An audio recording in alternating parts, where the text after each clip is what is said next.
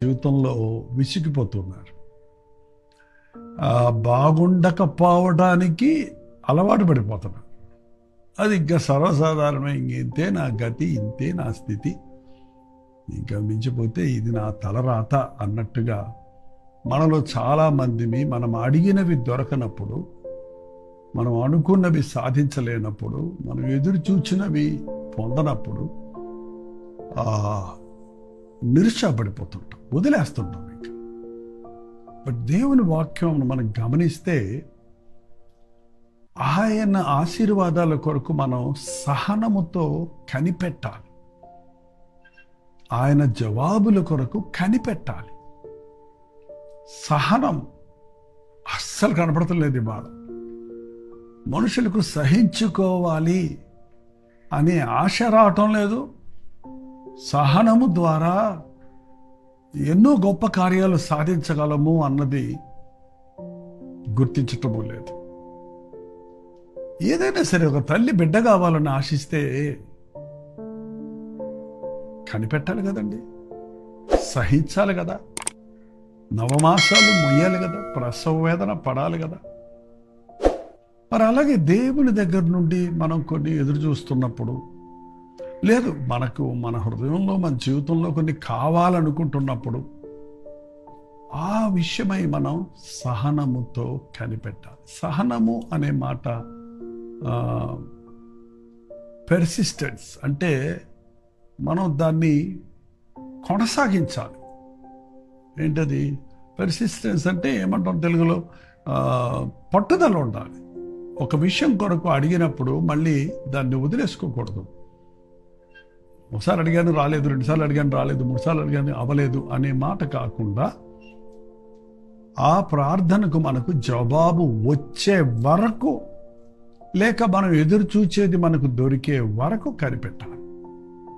సాధారణంగా చూడండి, వాళ్ళ భార్యాభర్తల మధ్య చీటికి మాటికి ఏదో ఒక సమస్య చెలరేగుతూ ఉంది. నా భర్త మారాలని నేను ఎదురు చూస్తున్నానండి, నేను ఇంకా మారడం, ఇంకా మారేటట్లు లేదు అని చాలామంది ఒక తీర్మానానికి వచ్చేస్తున్నారు.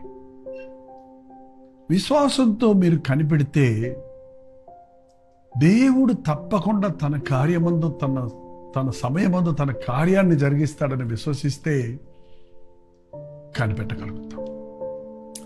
ఇవాళ విశ్వాసులు చూడండి, ప్రభు రాకడ, ఇదిగో నేను త్వరగా వస్తాను అన్నాడు, మరి ఇంకా రాలేదే, ఇంకెన్నిసార్లు, ఇంకెన్ని రోజులు నేను నోరు మూసుకొని కూర్చోవాలి, ఇంకెన్ని రోజులు నేను పాపం చేయకుండా ఉండాలి, ఇంకెన్ని రోజులు ప్రార్థన చేస్తూ ఉండాలి.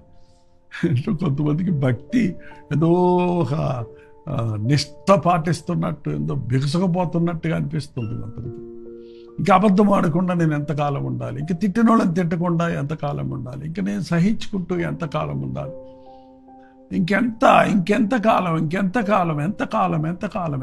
ఎంతకాలం చెప్పండి. జవాబు వచ్చే అంతకాలం. అంతం వరకు సహించువాడు రక్షించబడతాడు. బైబిల్ రాయబడింది కదా, అంతము వరకు సహించువాడు రక్షించబడతాడు. సహనము, ఓర్పు అనేవి మనకి ప్రభు సన్నిధిలో, ప్రభు వాక్య ధ్యానములో మనం సంపాదించుకోగలుగుతాం. మన యేసు ప్రభువును వెంబడించడం ద్వారా, ఆయన యొక్క మాదిరిని గమనించటం ద్వారా ఆ యొక్క సహనం అంటే ఏంటో తెలుసుకోగలుగుతాం. ఎంత ఓర్చుకున్నాడో చూడండి.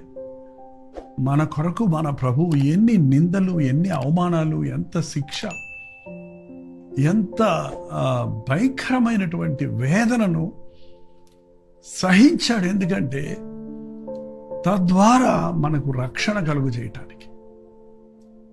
భార్యాభర్తలు అన్నాక ఒకరినొకరు సహించుకోకుండా, ఒకరిని ఒకరు భరించుకోకుండా సమాధానంగా ఎలా ఉండగలుగుతాం? పిల్లలు విసిగిస్తారండి, పిల్లలు ఏడిపిస్తారు. యవ్వన ప్రాయంలోకి వచ్చినప్పుడు ఆ బిడ్డలు మిమ్మల్ని చాలా తొందర చేస్తున్నారు ఈ రోజుల్లో. అందుకని వెంటనే మనం బిడ్డలను కండెమ్ చేస్తే చావరా, పోతే పోరా, నీ దారి నీదిరా అన్నట్టుగా కఠినముగా మాట్లాడే తల్లిదండ్రుల వల్ల ఈ రోజున అనేక మంది యవనస్తులు మరింతగా భ్రష్టులైపోతున్నారండి. వారు వీధిన పడి వారి ఇష్టానుసారంగా ప్రవర్తిస్తూ, ఈ రోజుల్లో నక్సలైట్స్ అని, రాడికల్స్ అని వీళ్ళని మనం పలకరించి చూస్తే వాళ్ళ జీవితంలో చాలా చేదు అనుభవాలు పొంది, చాలా హింసించబడి, హీనపరచబడి, అటువంటి భయంకరమైన పరిస్థితుల్లో తిరగబడి వాళ్ళు బరిదెగించి అంటారు చూసారా, అలాంటి స్థాయికి దిగజారిపోతున్నారు. మనం ఓర్పు కలిగి ఉంటే ఓర్పు ద్రోహ కార్యాలు జరగకుండా కాపాడుతాయి. సహనము, ఓర్పు, పట్టుదల, కనిపెట్టుట, ఇలాంటివి మనం విశ్వాసులకు ఎంత అవసరం అనేది పరిశుద్ధ గ్రంథంలో మనం చూస్తూ ఉన్నాం. యోబు సహనమును మీరు ఎరుగుదురు కదా. ఒకసారి యాకోబు రాసిన పత్రిక 5వ అధ్యాయము, యాకోబు పత్రిక 5వ అధ్యాయము,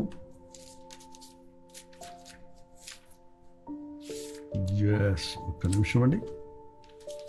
యాకోబు రాసిన పత్రిక, ఎబ్రేలు పత్రిక తర్వాత ఉంటుంది కదా, 5వ అధ్యాయము 11వ వచనం.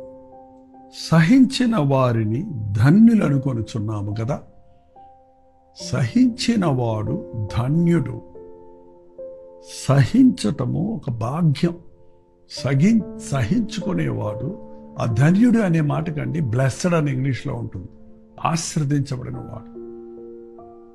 తమిళ బైబిల్లో ధన్యులు అనే మాటకి భాగ్యవంతులు, చాలా భాగ్యవంతులు, భాగ్యవంతులు తెలుగులో కూడా వాడతాం. నిజంగా సహనము లేని మూలాన ఇవాళ మనం దరిద్రులం అయిపోతున్నాం. కనిపెట్టని మూలాన పొందుకోవలసిన దీవెనలను పోగొట్టుకుంటున్నాం.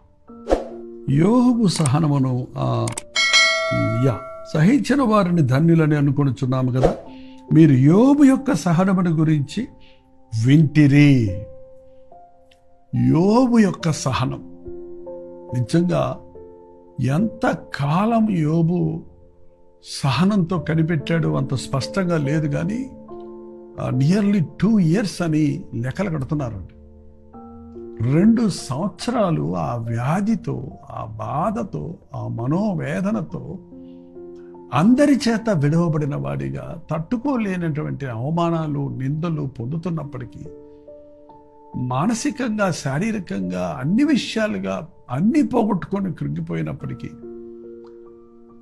సహనంతో కనిపెడుతున్నాడు. నా దేవుడు నన్ను కనికరిస్తాడు, నా శ్రమను చూచి నా మీద జాలి పడతాడు, నా దేవునికి నేను మొరపెడితే నన్ను విడువడు. చూడండి, నా బాధలు ఎవరికి తెలుసు అంటారు. మీ బాధలు దేవునికి తెలుసండి. నీవు బాధలో ఎలా రియాక్ట్ అవుతున్నావు. నేను ఎప్పుడు చెప్తుంటాను, when you are going through difficult circumstances you will either become better or bitter. కష్టమైన, క్లిష్టమైన పరిస్థితుల్లో నుంచి మనం వెళ్తున్నప్పుడు మెరుగైన వారిగానైనా మారతాము, చేదైన వారిగా, విరక్తి చెందిపోయిన వారిగానైనా మారిపోతాం. మనం కష్ట పరిస్థితుల్లో వెళ్తున్నప్పుడు సహనంతో కనిపెడితే, యోబును యొక్క సహనాన్ని, మన ప్రభు యొక్క ఓర్పును కనిపెట్టి నీ కష్టము ప్రభు దగ్గర చెప్పి మొరపెడితే అద్భుతాలు జరిగిస్తారండి. వింటున్నారా? మీకేమైనా కొన్ని విషయాలలో జవాబులు దొరకనందున అడిగి విసిగిపోయి ఆపేశారా? ప్రార్థన చేసి ఇక లాభం లేదని మానేశారా? ఏం లాభం, దేవుణ్ణి అడిగి కూడా నాకేం దొరకలేదే అని మీరు విరక్తి చెందిపోయి ఉన్నారా? మీతోటే ఈరోజు మాట్లాడుతున్నారు. మీరు ఎన్నో ప్రయత్నాలు చేసి విఫలమై ఉండొచ్చు. మరో ప్రయత్నం చేయండి, సఫలమవటానికి దేవుడు ఆశీర్వదిస్తాడు. మీరు దేవుడు సమాధానం ఇచ్చే వరకు కనిపెట్టండి. సహనము కలిగి ఉండటం ఈ అంచెదనాల్లో మనకి చాలా అవసరమైందండి. యేసు ప్రభు కొరకు సహనముతో ఎదురు చూడాలి. మాటిచ్చిన వాడు నమ్మదగిన వాడు. ఖచ్చితంగా యేసు ప్రభు తిరిగి రాబోతూ ఉన్నాడు. మరి ఎందుకు ఆలస్యం అంటారా? మీ నిమిత్తమైన ఆలస్యం చేస్తున్నాడు. మీలో ఇంకా అనేకులు సిద్ధపడలేరు. మీ కుటుంబంలో ఎంతోమంది రక్షించబడలేదు. ప్రభు ఇప్పుడు వస్తే అపవాదిని అనుసరిస్తున్న వారు ఎంతోమంది ఉన్నారు. వారందరినీ అగ్నిగంధకములతో మండే గుండంలోనికి న్యాయవంతుడైన దేవుడు అపవాదిని, వాడిని అనుసరించిన వారిని దండించాలి, శిక్షించాలి, బంధించాలి. కాబట్టి ఏ ఒక్కడు నశించకూడదు అనే ఆశతో ఆయన చేసిన శిలువ యాగములో ఉన్న పాప క్షమాపణను గురించి మనల్ని కనిపెట్టింపచేస్తున్నాడు. ఓపికతో ఎదురు చూద్దాం.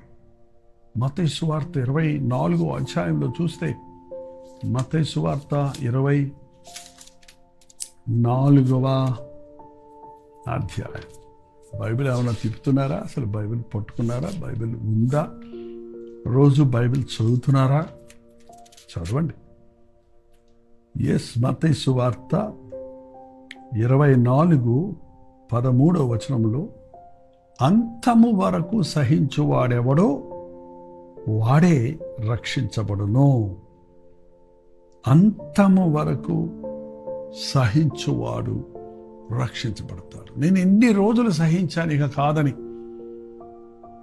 లాస్ట్ మినిట్లో ప్రభు వచ్చే సమయానికి నీ విశ్వాసాన్ని పోగొట్టుకుంటే విడిచిపెట్టబడతావు. ప్రభు చెప్పిన ఉపమానంలో 10 మంది కన్యకలు బయలుదేరారు. దివిటీలు పట్టుకొని బయలుదేరారు. 10 మంది పెండ్లి కుమారుని ఎదుర్కోవడానికే బయలుదేరారు. అక్కడ పెండ్లి కుమారుడు ఆలస్యమయ్యాడని కొనికి నిద్రించారే గాని వారికి ఉన్న లోటు చూసుకోలేదు. 5 బుద్ధి కలిగిన వారు నూనె తెచ్చుకున్నారు కనుక సిద్ధపడ్డవారు లోపలికి వెళ్ళారు. వీరు బుద్ధి లేని వారు నూనె అయిపోయి దీపాలు ఆరిపోయినప్పుడు వారి ప్రయత్నాలు వారు చేస్తుండగానే తలుపు వేయబడింది. ఆ తర్వాత వెళ్తే మీరెవరో నాకు తెలియదు అన్నాడు. ఏ క్షణంలో ఏ గడియలో ప్రభు వస్తాడో తెలియదు కనుక మీరు మెలకువగా ఉండండి. మీరు సిద్ధపడి ఉండండి. మీరు ఓర్పుతో కనిపెట్టండి. నీ శ్రమలన్నిటికీ ఒక ముగింపు ఉంది. నీవు ఈరోజు ఏది నీకు బాధగా ఉందనుకుంటున్నావో అది నీ బతుకంతా అలాగే ఉంటుంది అనుకోవద్దు. నీ కన్నీరు చూచిన ప్రభు, నీ మొరలు ఆలకించే ప్రభు నీ విశ్వాసమును బట్టి నీకు మేలు చేయటానికి సిద్ధంగా ఉన్నాడండి. ఏ విషయంలో మీరు ఓర్పును కోల్పోతున్నారు? నాకు తెలిసి చాలా మంది కుటుంబాలలో ఈ రోజున ఓర్పు సహనం అనేవి కనబడక ఒకరినొకరు భక్షించుకుంటూ, అంటే తిట్టుకుంటూ, కొట్టుకుంటూ, కోర్టులకు వెళ్తూ, నవ్వుల పాలవుతూ విడిపోతున్నారండి. చిన్న చిన్న విషయాలకి విడిపోతున్నారు. నువ్వు సహించుకోకుండా ఎందుకు పెళ్ళెందుకు చేసుకుంటావు? అసలు చేసుకోకండి. నీవు ఇంకొకరిని భరించడం నీకు చేత కాకపోతే ఇంకొకరు చేసే కార్యాలు నీవు సహించుకోలేనంటే నీలాగే ఇంకొకరు ఉండాలంటే ఉండడండి. ఖచ్చితంగా తేడాలు ఉంటాయి, ఖచ్చితంగా భేదాలు ఉంటాయి, ఖచ్చితంగా అభిరుచులు వేరేగా ఉంటాయి. ఒకరి కొరకు ఒకరు తట్టుకోవాలి, ఒకరి కొరకు ఒకరు భరించాలి, ఒకరి భారాలు ఒకరు భరించాలి. సహనము, ఓర్పు ప్రభు పాద సన్నిధిలో మనం సంపాదించుకోగలుగుతాం. సహించిన వాడు ధన్యుడు. నువ్వు సహిస్తే నీవు మా ప్రకటన గ్రంథంలో ఒక్క మాట చూసుకుందాం. చూడండి చివరిగా ప్రకటన గ్రంథం 2వ అధ్యాయము, ప్రకటన గ్రంథము 2వ అధ్యాయము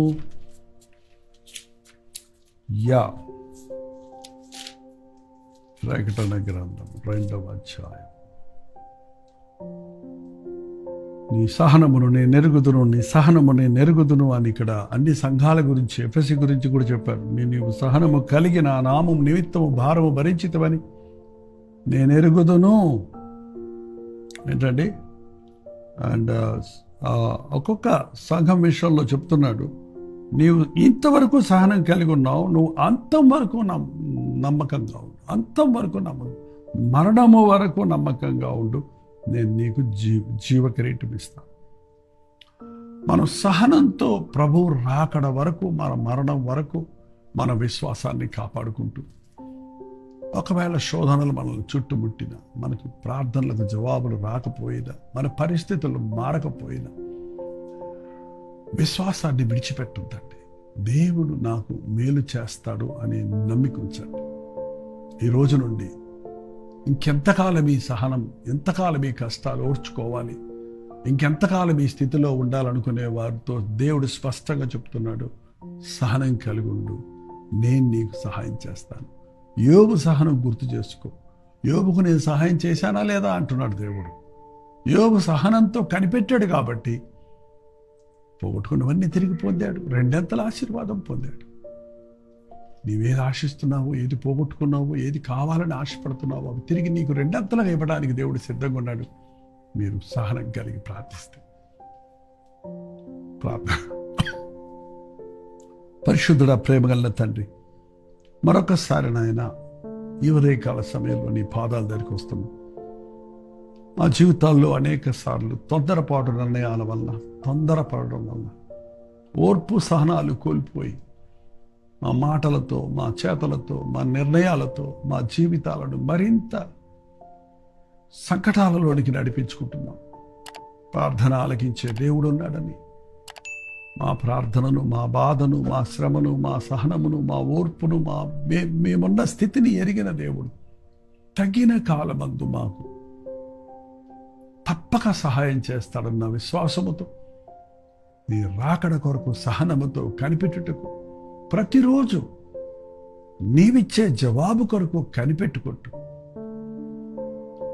మేలు చేసే దేవుడవని నీ ఎదుట నాయన ఓర్పుతో కనిపెట్టి విశ్వాసముతో ప్రార్థించుటకు మా ఒక్కొక్కరికి సహాయం చేయమని క్రీస్తు నామములో అడుగుచున్నాను తండ్రి. ఆమేన్. తండ్రి,